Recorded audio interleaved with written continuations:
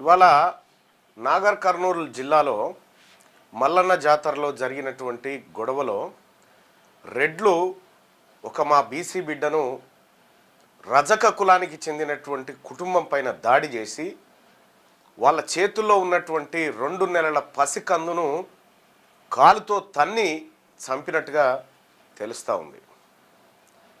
అయితే అధికార కాంగ్రెస్ పార్టీకి చెందినటువంటి కొంతమంది రెడ్లు ఒక రజక బిడ్డ పైన దాడి చేస్తే ఇప్పటి వరకు ఎఫ్ఐఆర్ చేయలే, నిందితులను అరెస్ట్ చేయలేదు. ఘటన జరిగి 2 రోజులుగా వస్తూ ఉంది. ఏ పేపర్లో లేదు, ఏ పేపర్లో వార్త లేదు.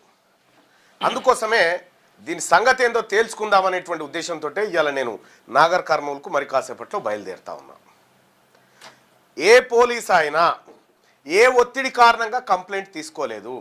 ఒక మనిషి ప్రాణం పోతే కూడా కంప్లైంట్ స్వీకరించినటువంటి దుర్మార్గమైన పోలీస్ వ్యవస్థ అక్కడ ఎట్లా ఉంది.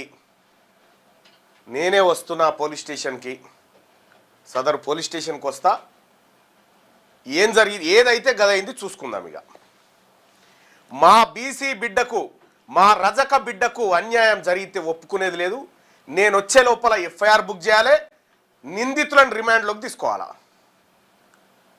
రిమాండ్లోకి తీసుకొని ఇవాళ సండే కోర్టులు ఉన్నాయనేటువంటి నాటకాలు ఆడకుండా జడ్జి ఇంటికి పోయి రిమాండ్ చూపించి అక్కడి నుంచి జైలుకు పంపించాలి. ఇది మీరు చేయాల్సినటువంటి పని. మీరు ఏం సెక్షన్స్ పెట్టిరు, ఏం చేసిరు, ఏం కథ, దాని వెనకాల ఎవరెవరు ఉన్నారో ఇదంతా తెలుసుకోవడానికి ఇలా మేము వస్తూ ఉన్నాం. ఆ బిడ్డ ఎవరైతే ఉన్నారో ఆ 2 నెలల పసికందు, ఆ పసికందు వాళ్ళ తల్లి ఏమో ఎస్సీ అంట, తండ్రి ఏమో రజక అంట. నాకు నిన్న నుంచి చెప్తా ఉన్నారు కానీ ఇలా విజయవాడ కార్యక్రమాలు ఉండే అన్ని కార్యక్రమాలు రద్దు చేసుకొని క్లియర్గా నాగర్ కర్నూలు పోతా ఉన్నాం. ఇక్కడ మా బిడ్డలకు అన్యాయం జరిగింది, వాళ్ళ కోసం, నా రజక సోదరుల కోసం ఇలా పోయి నిలబడడానికి మేమంతా బీసీలుగా తెలంగాణ రాజ్యాధికార పార్టీ పోతా ఉంది. ఇలా తాడో పేడో తేల్చుకునే మా బీసీల మీద ఈగ వాలినా ఒప్పుకోవడానికి సిద్ధంగా లేదు. ఈటితో కొడితే పత్తర్తో కొడతాం, మేము ఊకోవడానికి సిద్ధంగా లేము. వెనకటి కాలమా, ఇంకా దేవుని గుడిలో దేవుని మొక్తానికి వస్తే బీసీలు రాకూడదంటరా, రజకులు రాకూడదంటరా దేవుని గుడికి. ఎవరు రాబాయి మీరంతా?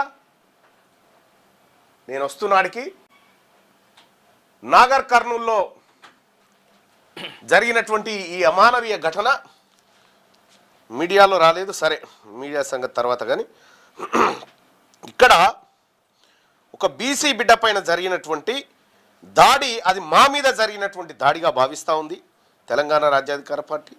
ఇక్కడ దీనికి సంబంధించినటువంటిది కుమ్మెర జాతరలో కులోన్మాద దాడిలో 2 నెలల చిన్నారి మరణించిన విషయం తెలుసుకొని అక్కడికి వస్తూ ఉన్నాం.